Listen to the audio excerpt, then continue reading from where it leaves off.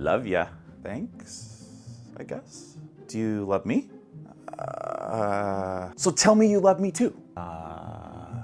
So tell me, okay, guilt is not love. It says the same words, but the heart is way different. God, knowing this, has set up something much better for us. His forgiveness is built on actual love, not guilt. All right, now tell me you're sorry. Say it.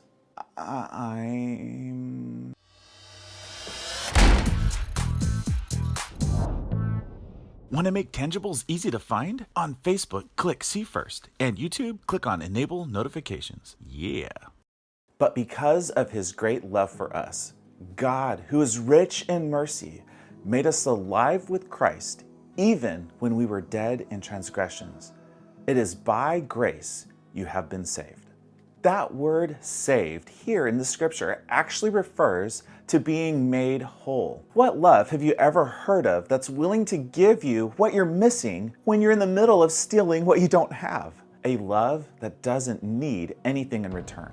We are so used to experiencing a conditional love that would first want the wrong to be made right, then would move into helping fill the need, but not with God. When He's calling us to self-control, it's not for the purpose of making things right. He's already done that. There's no guilt involved in His request. God's goal in asking us for self-control is to help us become effective in this life. He is asking us to receive His blessings, and He's giving us the power to do so. All we have to do is choose, and there's no guilt, just love to help us get even more. I can't stress it enough. You are already enough for God. You are already enough. Okay, let's make this tangible. I had a dream last night that I was planning a bank robbery with a crew of criminals. It was a really weird dream, but nonetheless, I remember feeling this huge need for more, and the only way I could figure on actually getting it was to steal it. It's kind of funny because in real life, we all start at that place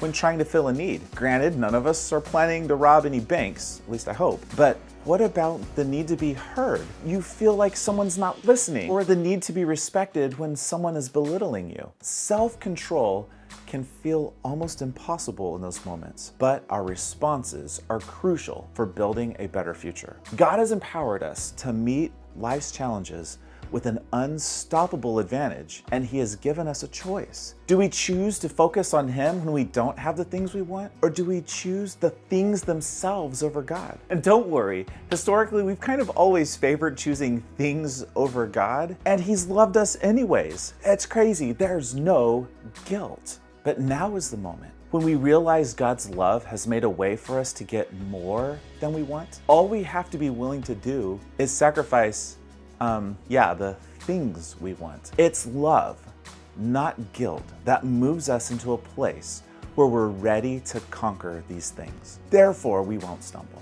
So how are you doing on this week's challenge? Facing areas of selfishness is always a difficult task, especially when we want what we want, when we want it.